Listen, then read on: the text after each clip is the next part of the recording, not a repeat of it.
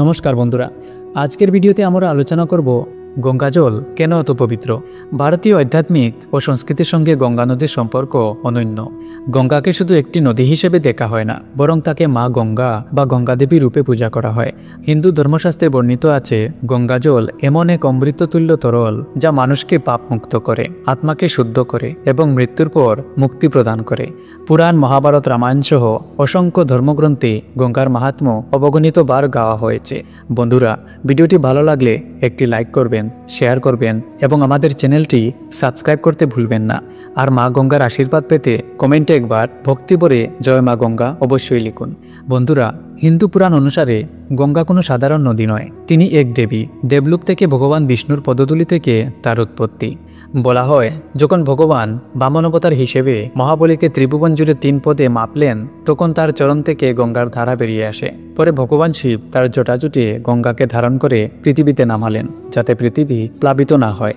তাই গঙ্গাজলকে শুধু জল নয়, বরং ঈশ্বরীয় শক্তি বহনকারী তরল হিসেবে ধরা হয়। পৃথিবীতে গঙ্গা অবতরণের কাহিনী ভাগীরথ প্রচেষ্টা নামে সুপরিচিত। ভাগীরথ মহারাজ তার পূর্বপুরুষদের মুক্তির জন্য তপস্যা করেছিলেন এবং তার প্রার্থনাতেই গঙ্গা স্বর্গ থেকে অবতীর্ণ হন।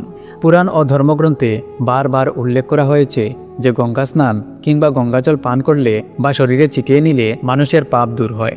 যে ব্যক্তি গঙ্গা স্নান করে সে জীবনে নতুনভাবে পুনর্জন্ম লাভ করে। তাই প্রতিদিনকার পূজায় গঙ্গাজল ব্যবহার করা হয়, কারণ বিশ্বাস করা হয় এটি স্থান, উপকরণ ও মানুষকে শুদ্ধ করে তোলে। অন্ত্যেষ্টিক্রিয়ার সময়ও গঙ্গাজল ব্যবহার করা হয়, যেন মৃত আত্মা মুক্তি পায়।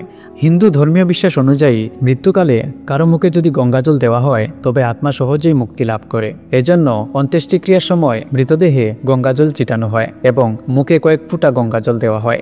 বিশ্বাস করা হয় গঙ্গাজল আত্মাকে সরাসরি ভগবানের সঙ্গে যুক্ত করে। এই কারণে কোটি কোটি মানুষ তাদের মৃত্যুর পর শেষকৃত্যের জন্য চান তাদের দেহ বা অন্তত অস্থি গঙ্গাজলে বিসর্জন দেওয়া হোক। গঙ্গাজল নিয়ে বিজ্ঞানীরাও গবেষণা করেছেন। গঙ্গার জল নিজে নিজেই বিশুদ্ধ থাকে, যা রোগ জীবাণু ধ্বংস করে। দীর্ঘদিন রাখলেও গঙ্গার জল নষ্ট হয় না বা দুর্গন্ধ হয় না। অর্থাৎ ধর্মীয় বিশ্বাসের পাশাপাশি বৈজ্ঞানিকভাবেও প্রমাণিত গঙ্গাজল সত্যিই এক বিশেষ শক্তিশালী জল। পূজার সময় আসন, মূর্তি, প্রসাদ সবকিছু গঙ্গাজল দিয়ে শুদ্ধ করা হয়।